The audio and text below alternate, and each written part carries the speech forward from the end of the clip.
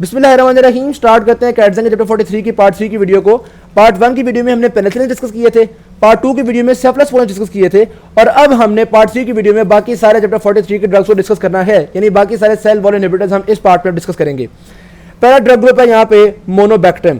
इस drug group में एक ही ड्रग है जो कि यूएस में यूज होता है और उस ड्रग का नाम है एस्ट्रियोनाम। तो बेसिकली मोनोबैक्टम ड्रग ग्रुप है और एस्ट्रियोनाम ड्रग का नाम है। जिस तरह सेफ्लास्पोलिन ड्रग ग्रुप था और इसमें ड्रग्स के नाम थे, सेफ्ट्राक्सोन था, सेफलैक्टर था, इस तरह के नाम थे।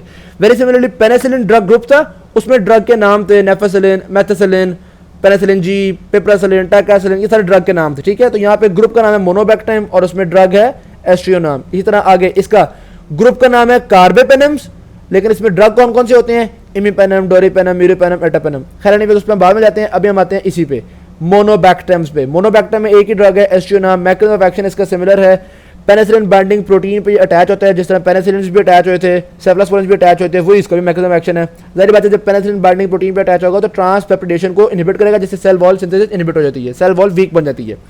अब आगे हम देखते हैं एक्टिविटीज की किसके खिलाफ है। तो भाई ग्राम नेगेटिव्स के अगेंस्ट ये बड़ा अच्छा काम कर रहे हैं, जिस तरह के बता रहे हैं क्लेब्सियला हो गया, सूडोमोनास हो गया, सेरेशिया हो गया, इनके खिलाफ ये अच्छा काम करती है। और ग्राम पॉजिटिव के खिलाफ इसकी कोई एक्टिविटी नहीं है। ठीक है, तो ग्राम पॉजिटिव के खिलाफ बिल्कुल बेकार होता है एस्ट्रियोनाम, नेगेटिव के खिलाफ अच्छा है। अच्छा, नेगेटिव में आप देखो दोबारा नाम आया सूडोमोनास का। तो यार सूडोमोनास को बार बार जिक्र किया जा रहा है। जब पेनिसिलिन पढ़े थे तो मैं चाह रहा हूं कि आप कंफ्यूज ना हो, इसलिए मैं बात को रिलेट कर रहा हूं।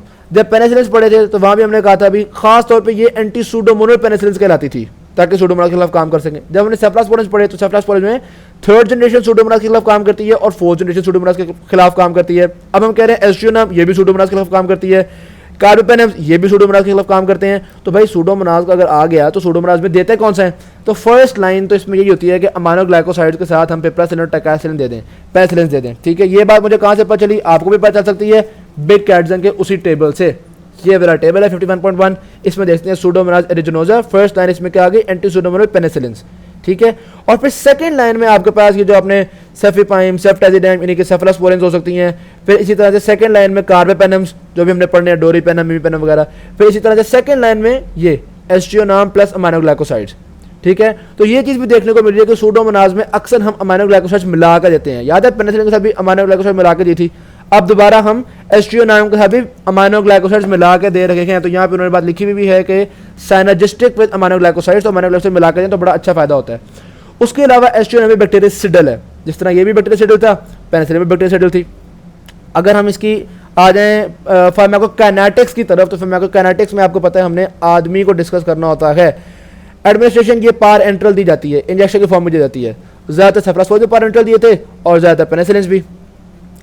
फिर आपके पास डिस्ट्रीब्यूशन इसकी ना सीएसएफ के अंदर ये चला जाता है, पेनिट्रेट कर जाता है, ब्लड ब्रेन बैरियर क्रॉस कर जाता है। ठीक है, अच्छी डिस्ट्रीब्यूशन है। मेटाबॉलिज्म के बारे में कोई खास बात नहीं लिखी हुई, एलिमिनेशन इसकी भी किडनीज के थ्रू हो रही है। यहाँ पे इन्होंने अब देखो एक एक लाइन में चीजें कितनी बता रहे हैं। एस्ट्रियोनाम इज एडमिनिस्ट्रेटेड इंट्रावेनसली, आईवी पर चल गया, आपको पारेंटल पर चल गया, eliminated bye renal tubular secretion. पहले भी हमने देखा था एलिमिनेशन, बाकी दोनों के भी रीनल ट्यूबुलर सिक्रीशन के थ्रू हुई थी, जो कि हमने कहा था प्रो बेनिसिड से इनहिबिट हो जाती है एलिमिनेशन। सही है, यही बात उन्होंने कह दी, it's half life is prolonged in renal failure. अच्छा, अब मैंने आपको कॉल बताइए कि इसकी डिस्ट्रीब्यूशन जो है ये ब्रेन में भी होती है। आप मिनी कैटजन पढ़ेंगे, इसमें ऐसी बात कोई नहीं लिखी हुई, लेकिन मिनी कैटजन अगर पढ़नी है तो बहुत गौर से, बहुत समझ के पढ़नी है। ठीक है, अब देखो मैं पढ़ने लगा उसके एडवर्स इफेक्ट्स। एडवर्स इफेक्ट्स में वो कहते हैं गैस्ट्रोइंटेस्टिनल अपसेट हो गया, सुपर इन्फेक्शन, वर्टाइगो, हेडेक। जब एडवर्स इफेक्ट सीएनएस टॉक्सिसिटी के होंगे ना, वर्टाइगो हो रहा है, हेडेक हो रहा है, तो आप समझो जारी वजह ड्रग ब्रेन में गया है, तभी इसने ये काम किए हैं। ओके की बात, तो इसका मतलब है कि एस्ट्रियोनाम जो होता है वो ब्रेन में जाता होगा, तभी वो ये वाले काम कर पा रहा है। वैसे अगर आप फिर बिग कैटजन देखेंगे, ये बिग कैटजन का पेज है, तो मोनोबैक्टम्स में ये देखो, it penetrates well into the cerebrospinal fluid. सही की बात, तो बात वही है कि ये सेरेब्रोस्पाइनल फ्लूइड में क्रॉस कर रहा है, और मिनी कैटजन की एक एक बात बड़ी अहम होती है। आखिर में सबसे इंपॉर्टेंट बात है एस्ट्रियोनाम के बारे में, और वो ये है कि इसकी क्रॉस एलर्जेनिसिटी नहीं होती पेनिसिलिन के साथ। यानी कि अगर कोई बंदा पेनिसिलिन से एलर्जिक है तो आप उस बंदे को एस्ट्रियोनाम दे सकते हो। ये बहुत इंपॉर्टेंट है। क्यों इंपॉर्टेंट है? आपको एमसीक्यू आएगा, जनाबे वाली एक पेशेंट है, उसको ये किसके खिलाफ काम करते हैं? ग्राम नेगेटिव के खिलाफ। तो मिसाल के तौर पर ग्राम नेगेटिव उसको इन्फेक्शन हुई थी और उस इन्फेक्शन में पेनिसिलिन दिया, पेनिसिलिन के साथ बहुत गंदा किस्म का रिएक्शन हो गया, तो अब हम क्या दें? तो ऐसी सिचुएशन में आपने हमेशा एस्ट्रियोनाम देना है। कब? अगर ग्राम नेगेटिव हो। ग्राम पॉजिटिव हो तो फिर तो सारी पता है एस्ट्रोनम काम नहीं ना करता, लेकिन ग्राम नेगेटिव के केस में अगर पेनिसिलिन से एलर्जी है तो फिर सेफलास्पोरिन ना दे देना।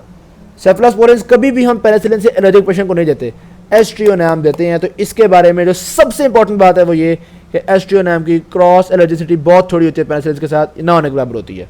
ऑल राइट, यहाँ पे खत्म होते हैं पास मोनोबैक्टीरियम का टॉपिक। नेक्स्ट आता है हमारे पास कार्बेपेनम्स। कार्बेपेनम में हमारे पास नाम आता है इमीपेनम, डोरीपेनम, मीरोपेनम, एटापेनम। वैसे तो आप 4-5 दफे इसको बोलेंगे तो याद इंशाल्लाह आपको हो जाएगा, लेकिन अगर आपको हो कि जी मेरा दिमाग अटकना शुरू हो गया है, ये तो हो ही नहीं रहा, तो अम्मी मेरा डोरेमोन अटक गया, ठीक है, ये अड़ता है, ठीक है, मतलब मैंने इन मोने बताया आपको, आप अपने दिमाग को डोरेमोन कह लो, अम्मी मेरा डोरेमोन अटकता है, तो अम्मी से आपको याद हो जाएगा इमीपेनम, मेरा डोरेमोन से आपको याद हो जाएगा मेरोपेनम, डोरी से याद हो जाएगा डोरीपेनम, अटकता है से एटापेनम। अम्मी मेरा डोरेमोन अटकता है, अटकता, इमीपेनम, मीरोपेनम, डोरीपेनम, एटापेनम। सही होगी बात। तो ये नाम याद करने के लिए वैसे मैंने एक नमूने बता दिया आपको। इनकी भी जब हम एक्शन देखते हैं तो इनकी एक्टिविटी ग्राम पॉजिटिव कोकाई के खिलाफ भी है, ग्राम नेगेटिव रॉड्स के खिलाफ भी है और एनारोब्स के खिलाफ भी है। दोबारा वही वाली बात, सूडोमोनाज एरिजिनोजा के खिलाफ भी होती है, सूडोमोनल इन्फेक्शन में भी हम इसको दे सकते हैं, और देना हमने फिर अमानो ग्लाइकोसाइड मिला के ही है। तो सूडोमोनाज के खिलाफ पिप्रासिलिन टाइकासिलिन दी थी अमानो ग्लाइकोसाइड मिला के। सेकंड लाइन ऑफ डिफेंस क्या था? एस्ट्रियोनाम, वो भी अमानो ग्लाइकोसाइड मिला के। कार्बेपेनम देने हैं वो भी अमानो ग्लाइकोसाइड के साथ मिला के। सही होगी बात। तो ये बात तो बड़ी सिंपल सी थी। फिर वही वाली बातें आ जाती हैं आपके पास।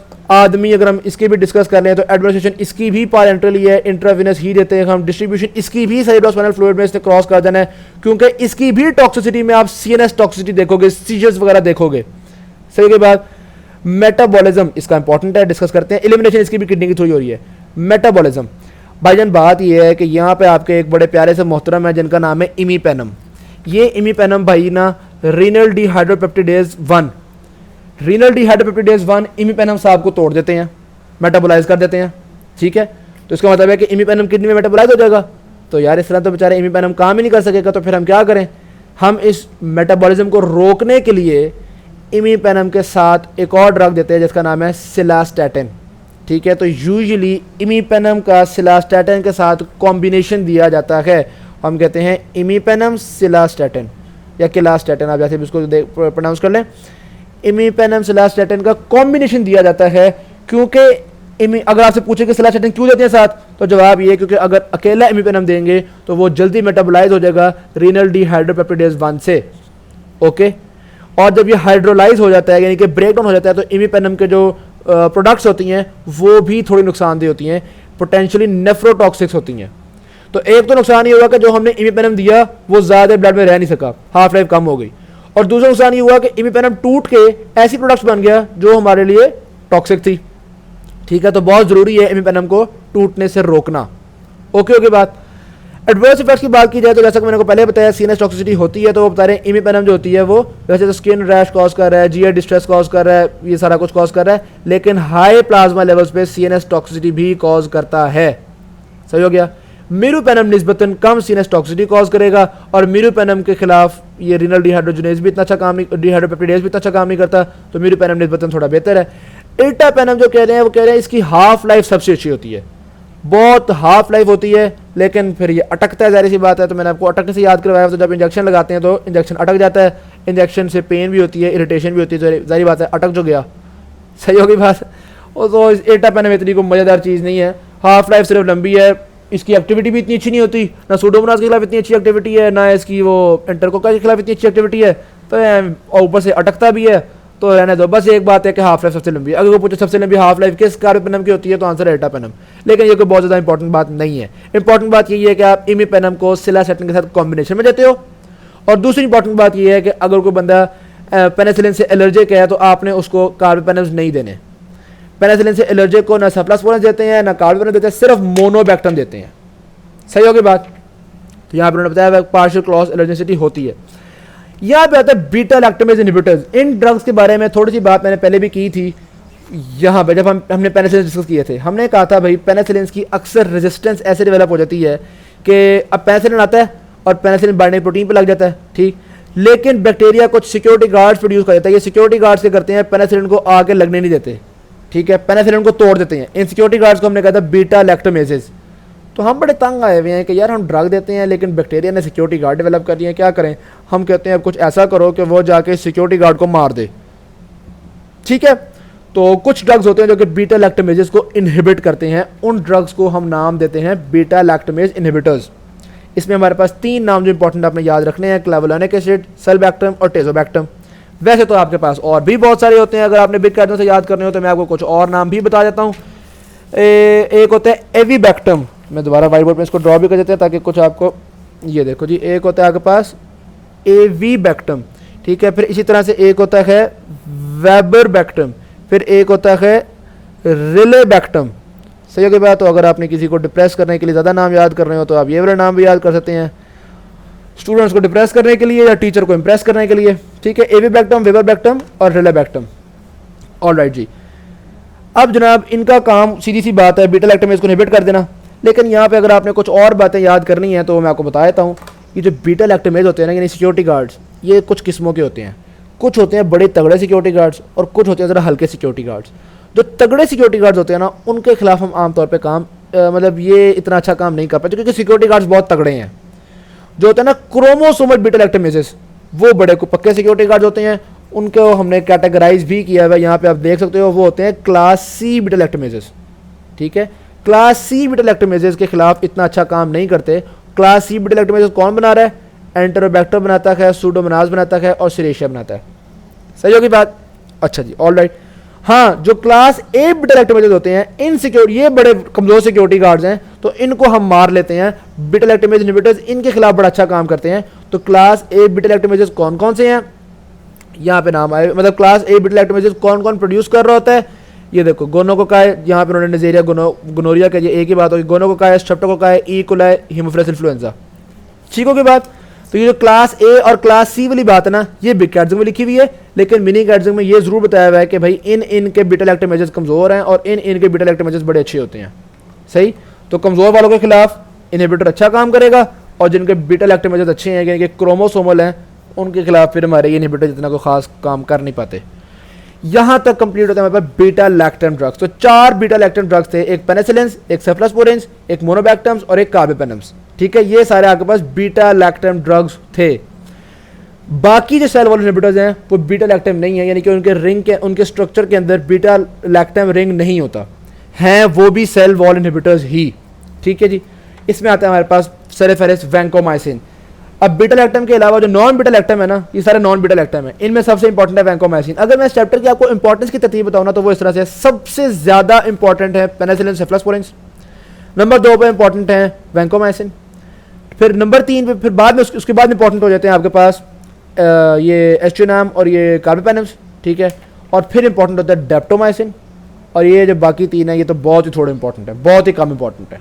सही होगी बात। तो ये मैंने आपको इंपॉर्टेंस की तरतीब बता दी। वैंकोमाइसिन के बारे में मैं आपको एक डायग्राम से पहले एक ब्रीफ सा ओवरव्यू देना चाहूँ। पहले तो बल्कि इसका मैकेनिज्म ऑफ एक्शन डिस्कस करते हैं। यार बात असल में ये है कि हमने ये डिस्कस किया था कि हमारे पास इस तरह से कुछ आपके पास DLR मौजूद होते हैं टर्मिनल। ठीक है, और हमने कहा था कि ये क्या है, N-acetylmuramic acid, N-acetyl glutamic acid. ये भी बिग कैटजिंग का पेज है। N-acetylmuramic acid, glutamic acid, muramic acid, glutamic acid, इससे चल रहा होता है ना। और फिर DLR चेन होती है और ये चेन आपस में बॉन्ड फॉर्म कर रही होती है। पेनिसिलिन बाइंडिंग प्रोटीन ने इस DLR को तोड़ने नहीं देता ताकि ये ट्रांसपेप्टिडेशन ना हो सके।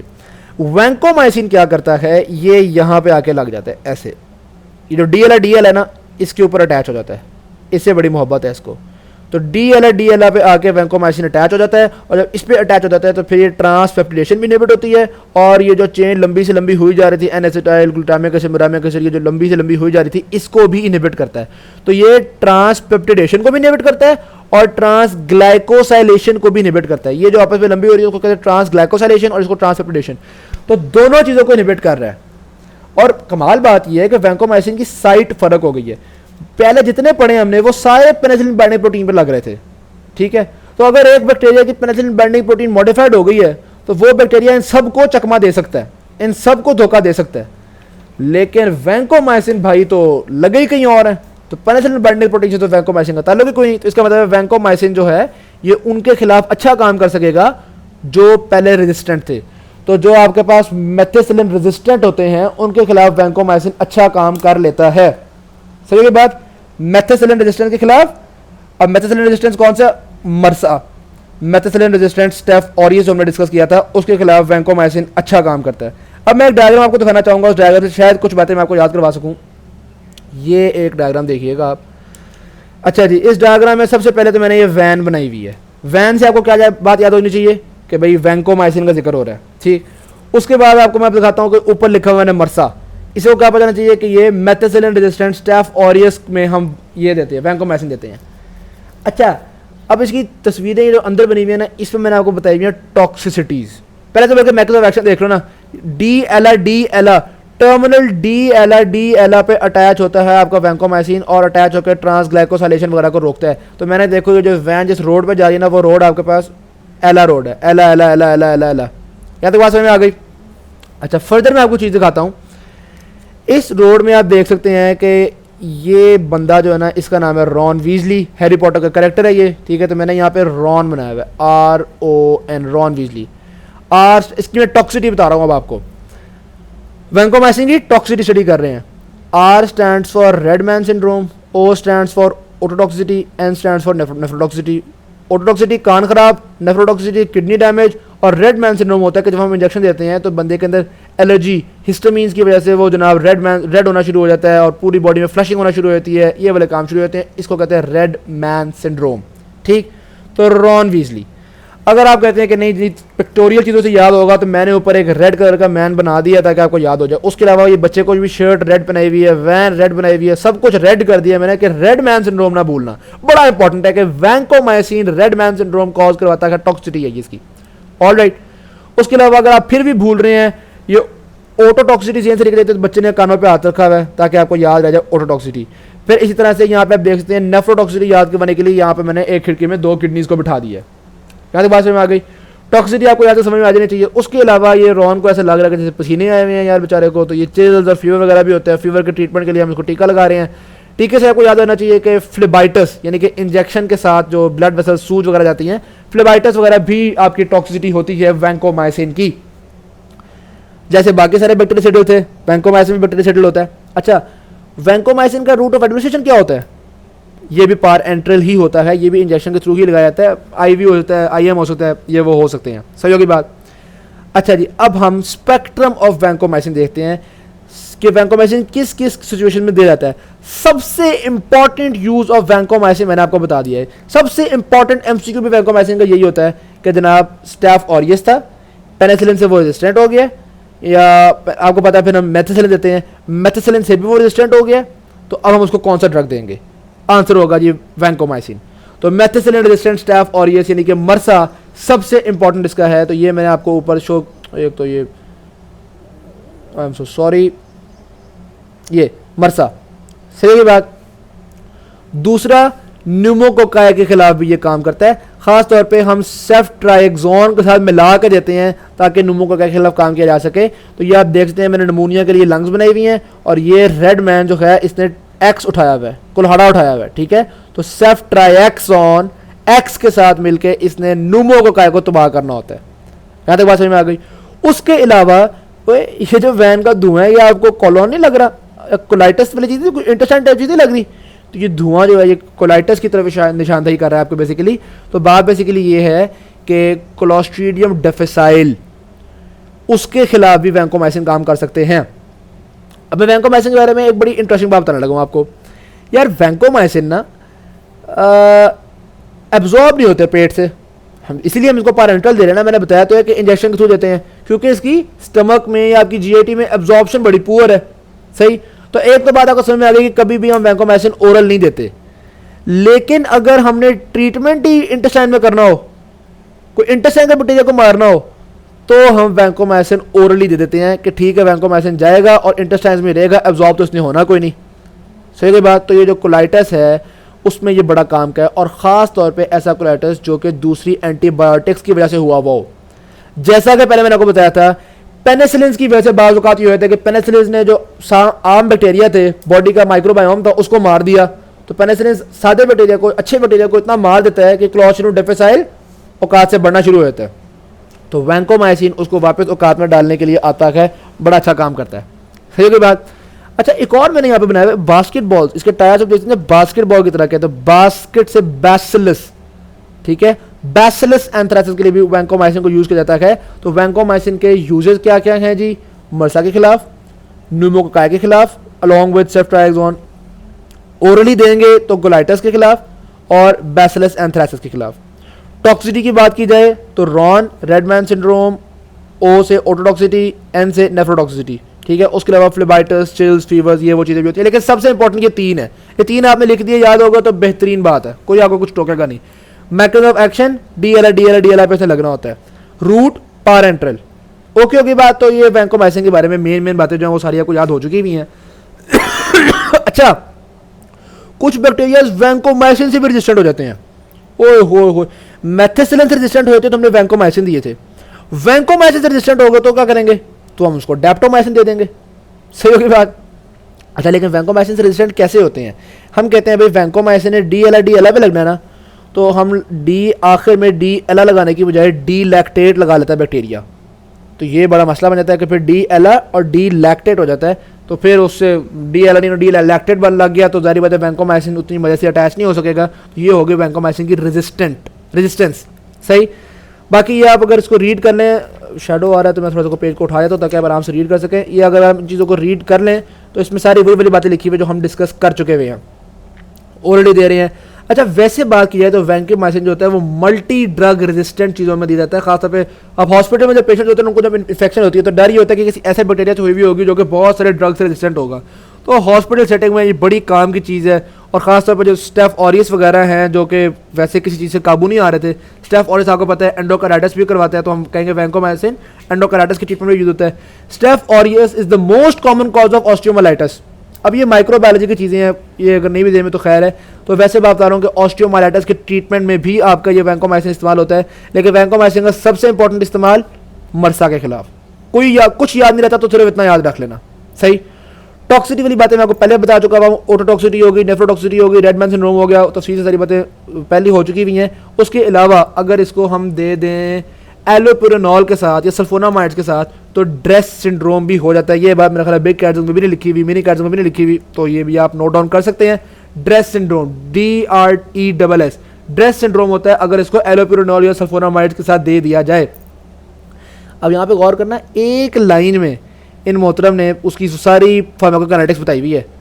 गिवन पैरेंटरली, ठीक है, ए हो गया, हमने आदमी करना होता ना, यानी कि administration parenterally, vancomycin penetrates most tissue, distribution बता दी most tissue, eliminated unchanged, metabolism बता दिया कि मेटाबोलाइज नहीं हो रहा इन द यूरिन। तो पूरा जो हमारा यूरिन से आपको पता चल गया कि ये रीनल एक्सक्रीशन है इसकी। तो पूरा जो हमारा होता है ना ADME, वो मिनी कैट्स ने एक लाइन में बता दिया है। हो सकता है आप एक लाइन को इग्नोर करके निकल जाएं और आपको महसूस ही ना हो कि वो पूरी फार्माकोकाइनेटिक्स बता चुका है। तो खैर ये बात बतानी चाहिए, बातें बड़ी ये ना तेज़ तरीके से निकल जाता है। नेक्स्ट आता है यहाँ डेप्टोमाइसिन, बाकी जो बहुत कम इंपॉर्टेंट है हमारे पास। डेप्टोमाइसिन भी सीधी सी बात है जनाबे वाली, ये इनहिबिट कर रहा होता है बेसिकली ना, ये सेल वॉल के अंदर पोर्स फॉर्म कर देता है। ये डेप्टोमाइसिन का जो मैकेनिज्म ऑफ एक्शन है वो यहाँ पे उन्होंने बताया हुआ है कि ये किस तरह से इसका नॉन पोलर एंड जो है ये अंदर चला जाता है, अंदर जाके इस तरह से मेम्ब्रेन के अंदर पोर फॉर्म कर देता है। जब पोर फॉर्म कर देता है कैल्शियम डिपेंडेंट अटैचमेंट होती है पहले इसकी, और पोर फॉर्म हो गया। जब पोर फॉर्म हो जाता है तो अंदर से पोटेशियम निकलना शुरू हो जाता है। जब सेल में से पोटेशियम लीक हो जाए तो वो मेम्ब्रेन जो होती है वो डीपोलराइज हो जाती है और बेचारे का बेड़ा गर्क करके रख देती है। तो ये भी बैक्टीरियसिडल होता है, तो है बैक्टीरियसिडल ही, लेकिन डेप्टोमाइसिन सेल वॉल सिंथेसिस को नहीं रोक रहा। बाकी सारे हमने देखा किसी ना किसी तरह सिंथेसिस को रोकते हैं, सेल वॉल सिंथेसिस को डेप्टोमाइसिन नहीं रोक रहा। एक बात ध्यान में रख लो, याद रखना आसान है, चैप्टर 43 में सारे ड्रग्स जो है वो बैक्टीरियसिडल ही हैं, ठीक है। सारे जो सेल वॉल इनहिबिटर्स होते हैं वो बैक्टीरियसिडल होते हैं, कोई भी बैक्टीरियोस्टैटिक नहीं है। डेप्टोमाइसिन का सबसे इंपॉर्टेंट इस्तेमाल यही है कि वैंकोमाइसिन रेजिस्टेंट जो होते हैं उनको हम डेप्टोमाइसिन दे देते हैं। उसके अलावा कि सबसे इंपॉर्टेंट टॉक्सिसिटी मायोपैथी है, मसल्स की जो होती है वो उनको खराब कर रही होती है। इसीलिए हम लोग क्रेटिनिन फॉस्फोकाइनेज लेवल्स को चेक करते रहते हैं कि अगर क्रेटिनिन फॉस्फोकाइनेज लेवल बढ़ना शुरू हो जाए तो हमें समझ में आती है कि यार मसल्स को ज़्यादा डैमेज कर रहा है। ओके होगी बात, ये बात इतनी इंपॉर्टेंट थी। बाकी उन्होंने बताया हुआ ये भी किडनी में एलिमिनेट हो रहा है, ये वो बातें बहुत ज़्यादा इंपॉर्टेंट नहीं है, दो चार बातें इसके बारे में इंपॉर्टेंट थी मैंने आपको बता दी। फॉस्फोमाइसिन आ जाता है जी नेक्स्ट। फॉस्फोमाइसिन एंटीमेटाबोलाइट है, ये साइटोसोलिक इनोल पायरावेट ट्रांसफरेज का इनहिबिटर है। अब साइटोसोलिक इनोल पायरुवेट ट्रांसफरेज करता क्या है? ये बेसिकली फॉर्म करवाता है एन एसिटाइल म्यूरामिक एसिड को। ये जो था ना एन एसिटाइल म्यूरामिक एसिड, ये वाला, इसको फॉर्म करवाता है। तो अगर हमने इस एंजाइम को इनहिबिट कर दिया तो ये एन एसिटाइल म्यूरामिक एसिड बन नहीं सकेगा, एन एसिटाइल म्यूरामिक एसिड नहीं बन सकेगा तो सेल वॉल इनहिबिट हो गई, बेहतरीन काम हो गया। ठीक है जी। और रेजिस्टेंस कैसी होगी? मैंने एक आपको राज की बात बताई थी कि आमतौर पे जो भी ड्रग किसी एंजाइम पे लगता है तो उसकी रेजिस्टेंस कैसे आती है? वो एंजाइम मॉडिफाई कर लेता है। लेकिन ये खास बात यहाँ पे अप्लाई नहीं हो रही। ठीक है, यूजुअली होती है, यहाँ पे अप्लाई नहीं हो रही। यहाँ पे क्या है जी, सिंपली उसको वो इफ्लक्स के थ्रू निकाल देता है और इफ्लक्स के थ्रू निकाल के अपने फॉस्फोमाइसिन अपने काम को अच्छा कर लेता है, यानी कि ड्रग की कंसंट्रेशन अंदर डेवलप नहीं होने देता। बैक्टीरिया फॉस्फोमाइसिन को अपने अंदर जमा ही नहीं होने देता, कहते हैं बाहर निकल जाओ। ओके के बाद एक्सक्रीट हो रहा है किडनी के थ्रू, और फिर वो बता रहे हैं कि ये किडनी के थ्रू इसकी मतलब यूरिन में इसकी कंसंट्रेशन इतनी इंक्रीज कर जाती है कि ये आपके यूरिन के अंदर या यूरिनरी ट्रैक पैथोजेंस को भी काम खत्म कर सकता है। यहाँ पे मिनिमम इनहिबिटरी कंसंट्रेशन कहाँ है? ये एक एंटीबायोटिक की वो कंसंट्रेशन होती है जिस कंसंट्रेशन पे वो बैक्टीरिया को मार सकता है। ठीक है, वो कम से कम कंसंट्रेशन जिसपे बैक्टीरिया को मार सकता है। तो अगर वो कंसंट्रेशन डेवलप हो गई यूरिन में तो जाहिर सी बात है यूरिन के बैक्टीरिया को भी मारा जा सकता है। उसके अलावा बताया गया कि फॉस्फोमाइसिन बीटा लैक्टम्स के साथ और क्विनोलॉन्स के साथ बड़ा अच्छा काम करता है। बेसिटेशन को ज्यादा इस्तेमाल नहीं करते नेफ्रोटॉक्सिसिटी की वजह से। वैसे तो थोड़ा बहुत इस्तेमाल है इसका, वो बस टॉपिकल इस्तेमाल ही करते हैं हम। ये ऑइंटमेंट्स वगैरह में पाया जाता है, जिस तरह की चीजें बिकाट में लिखी हुई उन्होंने, बहुत इंपॉर्टेंट नहीं है बल्कि बिल्कुल ही नॉन इंपॉर्टेंट है। साइक्लोसिरीन, जनाब साइक्लोसिरीन भी सीधी सी बात है, न्यूरोटॉक्सिक होने की वजह से हम इसको ज़्यादा इस्तेमाल नहीं करते। सिर्फ ट्यूबरक्लोसिस में ये सेकंड लाइन ड्रग होता है, फर्स्ट लाइन ये ट्यूबरक्लोसिस में भी नहीं है। ठीक है, वो जो हम एंटी ट्यूबरक्लोटिक ड्रग्स पढ़ेंगे या वो एंटी माइक्रोबैक्टीरियल ड्रग्स पढ़ेंगे तो वहाँ पे हम इसको डिटेल से डिस्कस कर लेंगे, तो यहाँ पे इसकी डिटेल पढ़ने की जरूरत नहीं है। वैसे इनकॉर्पोरेशन ऑफ डी एला को ये इनहिबिट कर रहा है। थोड़ा सा अगर मैं एमसीक्यूज के बारे में आपको बता दूँ तो कुछ एमसीक्यूज हमने पहले डिस्कस कर लिए हुए थे, कुछ एमसीक्यूज मैं आपको यहाँ पे दिखाया। तो ये देखो, यहाँ पे वो कह रहे हैं ग्राम नेगेटिव बेसिलस है और पेनिसिलिन वी दिया था तो उसको क्या हो गई थी? एलर्जी हो गई थी। तो क्या दे रहे हैं? एस्ट्रियो नाम। मैंने कहा था ना अगर पेनिसिलिन से एलर्जी हो रही है और ग्राम नेगेटिव है तो एस्ट्रियो नाम दे दो। अच्छा, अब अगर कोई ग्राम पॉजिटिव है और उसको पेनिसिलिन से एलर्जी हो रही है तो क्या करें? तो भाई सीधी सी बात है, अगर तो ग्राम पॉजिटिव मैक्रोलाइड अगर तो ग्राम पॉजिटिव बेसिलाई है तो आप दोगे मैक्रोलाइड। ठीक है, क्योंकि पेनिसिलिन से एलर्जी का मतलब है ना सेफ्लास्पोडिन दे सकते हो ना कार्बापेनम दे सकते हो, इनको नहीं तो दे देना ही नहीं है ना आपने। अच्छा जी, एस्ट्रियो नाम सिर्फ तब दे सकोगे अगर ग्राम नेगेटिव हो। ठीक है, वैंकोमाइसिन देते हैं पेनिसिलिन की एलर्जी में अगर वो कोकाए हो। ठीक है, न्यूमोकोकाई हो तो हम वैंकोमाइसिन दे देते हैं, ग्राम पॉजिटिव कोकाई हो तो हम वैंकोमाइसिन दे देते हैं। तो एक बात आपको समझ में आ गई, जो पेनिसिलिन रेजिस्टेंट स्टाफ ऑरिस होते हैं उनको हम देते हैं वैंकोमाइसिन। ठीक है, और जो पेशेंट्स पेनिसिलिन से एलर्जिक होंगे उन पेशेंट्स में हम वैंकोमाइसिन देते हैं एलर्जी की इस केस में एंटेरोकोकाई के खिलाफ में। ठीक है, तो कोकाई होंगे। अब मैं डिस्कस करता हूं जनाब, रेजिस्टेंस हो रही है आपकी उसको एलर्जी हो रही है पेनिसिलिन से। ठीक, पेनिसिलिन से एलर्जी हो रही है और ग्राम नेगेटिव है, एस्ट्रियो नाम दे दो।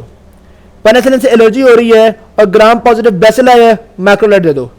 पेनिसिलिन से एलर्जी हो रही है और ग्राम पॉजिटिव एंटेरोकोकाई है, वैंकोमाइसिन दे दो। ओके के बाद पेनिसिलिन से रेजिस्टेंस है स्टाफ ऑरियस की, वैंकोमाइसिन दे दो। यहां तक बातें क्लियर हो गई? सही होगी बात। अच्छा, अब वो कह रहे हैं कि विच ट्रीटमेंट वैंकोमाइसिन इज एक्यूरेट, तो सीधी सी बात है मरसा के खिलाफ वैंकोमाइसिन काम करता है, ये बात आपको पहले ही पता थी।